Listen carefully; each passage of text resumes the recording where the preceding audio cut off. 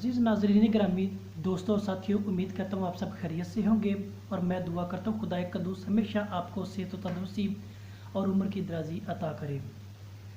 आजकल जानते हैं कि हमने तालीम और तिजारत को एक मिक्सअप कर दिया हुआ है, एक खिचड़ी बना दी हुई है, जिसकी वजह से बुनियादी तौर पर आज देखें तो हमारा मुआशरा एक उस ख़तरनाक सूरत हाल की शक्ल अख्तियार कर चुका है जिसके हम आम तौर पर देख भी नहीं सकते, अंदाज़ा भी नहीं कर सकते। पूरी दुनिया के अंदर देखें तो आज यही मसला खासकर हमारे मुल्क के अंदर मौजूद है। दूसरे ममालिक की हम बात नहीं करते, वो तो तरक्की याफ्ता ममालिक में शुमार हो चुके हैं, लेकिन आज हम दिन ब दिन मुसलसल तनज़्ज़ुर का शिकार हैं।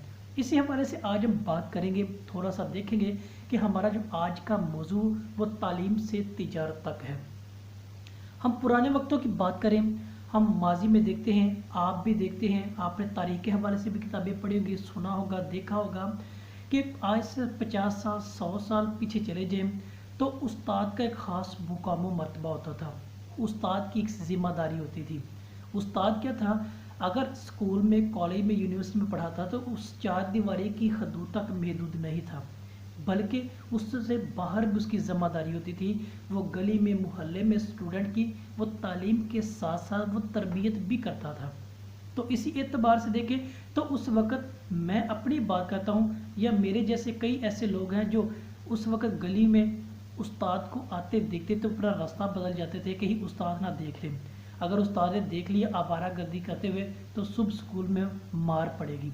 अगर स्कूल में उस्ताद से मार पड़ती थी तो घर में हम क्या करते थे, अम्मी अब्बू को पता नहीं लगने देते थे। क्यों नहीं? क्योंकि अगर अब्बू को पता लग गया, अम्मी को पता लग गया तो मज़ीद मार पड़नी है। ये था तालीम के साथ तरबियत का हुनर। उस वक़्त प्राइमरी पास, मिडिल पास और मैट्रिक पास भी लोगों के पास इल्म था, वो बाअदब थे। यानी प्राइमरी पास भी बाअदब लोग थे, प्राइमरी पास भी जो बाअदब लोगों में शुमार होते थे, उनका जो तज़किरा था वो आला और उम्दा लोगों में शुमार होता था। वो बड़ों की इज़्ज़त करते थे, छोटों का, बड़ों का एहतराम मुसलसल करते थे। उनके दिल में उस्ताद का एहतराम वो ज़्यादा से ज़्यादा था। क्यों था? क्योंकि उस्ताद ने उस वक्त ये ज़िम्मेदारी ली थी। उस्ताद उस वक्त अपने हकूक़ और फ़राइज़ बखूबी निभाता था। हमारे तालीमी अदारे उस वक़्त उस चार दीवारी की हद तक महदूद नहीं थे, बल्कि उससे बाहर भी आकर अपने तलबा और तालिबात की और अपनी नौजवान नस्ल की वो तरबियत करते थे। उस वक़्त ये था, लेकिन आज वक़्त ने करवट बदल ली है। आज उस चार दीवारी के अंदर भी ना उस उस्ताद की इज़्ज़त है, ना उस्ताद वो हकूक़ व फ़राइज़ वो सर अंजाम दे रहा है, और ना आज की नौजवान नस्ल उस तरबियत की हामिल है।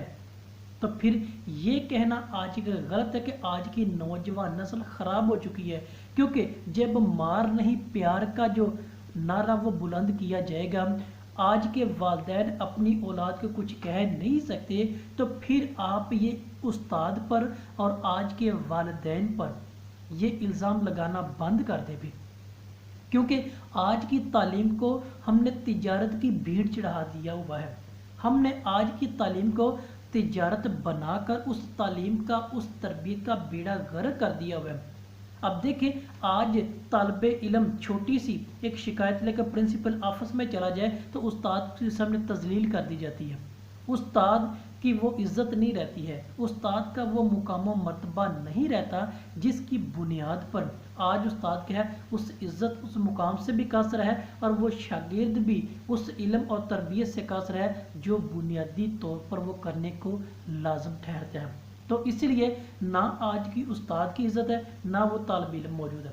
एक तो वजह हमारे सामने ये आती है। दूसरी, जब से हमने इस तालीम को तिजारत का हिस्सा बना लिया है, हम लंबी लंबी बड़ी बड़ी फीसें बटोरते हैं, उस्ताद की वो वैल्यू नहीं रहती है, उस्ताद का मुकाम व मर्तबा नहीं रहता है। हम हर बात में तालिब इल्म को, जो तालिब इल्म कहलाने का हकदार नहीं है, वो सिर्फ टाइम पास और डिग्री लेने की हद तक है।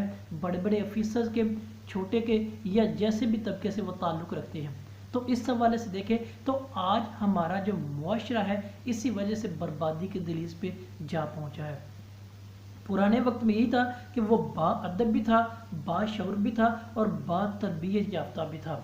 आज देखें तो आज बेतरबियत हैं, بے ہنر ہیں اور بے استادی کے حامل لوگ ہیں، اور اسی وجہ سے آج ہمارا معاشرہ اس بربادی کی دہلیز پہ وہ جا پہنچا ہے۔ اسی اعتبار سے دیکھیں تو ہم نے جب سے ان پرائیویٹ سکولوں نے، پرائیویٹ اداروں نے اس تعلیم کو تجارت کا دھندا بنا لیا ہوا ہے، نہ وہ استاد رہا ہے اور نہ وہ شاگرد رہا ہے، نہ وہ مقام رہا ہے نہ وہ مرتبہ رہا ہے، نہ وہ آدمی رہا ہے اور نہ وہ انسان رہا ہے، نہ وہ پاکستان رہا ہے نہ وہ معاشرہ رہا ہے۔ یہ وہ باتیں ہیں، یہ وہ تذکرے ہیں جن کو آج ہم نے بے حد سمجھنے کی ضرورت بھی ہے۔ تو اسی اعتبار سے جب سے ہم نے یہ چیز دیکھی ہے، اپنی ریسرچ کے مطابق، اپنی اس تگ و دو کے مطابق، اپنی کوشش کے مطابق، تو جب سے ہم نے تعلیم کو دھندا بنا لیا ہے تو اس ملک کا، اس معاشرے کا وہ بیڑا غرق ہو چکا ہے۔ اور یہ کہنا پھر غلط ہے کہ آج کی نوجوان نسل وہ خراب، کیوں؟ نہ استاد کچھ کہہ سکتا ہے، نہ استاد کہنے کا کچھ قابل بھی ہے۔ اسی وجہ سے میں بھی اسی فیلڈ سے، اسی بھی میدان سے، تعلیمی میدان سے وابستہ ہوں۔ میں نے اپنے 4 سالہ کیریئر کے اندر، اس تجربے کے اندر یہی چیز سیکھی ہے، استاد آج کل بے زبان ہے، استاد کے منہ کو بند کر دیا ہوا ہے ان تجارتی دھندیاں بنانے والوں نے۔